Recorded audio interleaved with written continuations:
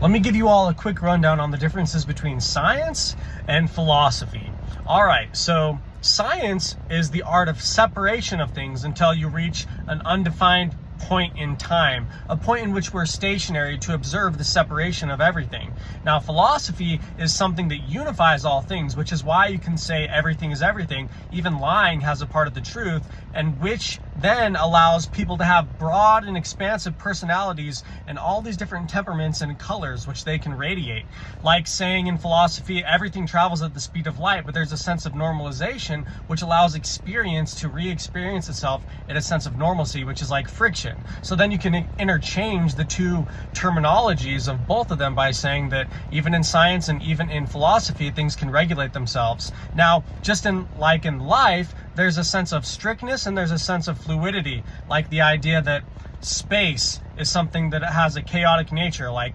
storms and things to that extent. That's like philosophy, but once you understand philosophy, it's a lot like life because it allows everything to be everything, and you can say, yes, everything travels at the speed of light, but due to the sense of experience, everything normalizes itself, and you don't necessarily go at the speed of light all the time, but eternity is represented by a sense of things continually being expressed over and over and over through eternity, which results in like a day and night cycle anyways. And then in science, you have things that say something to the extent of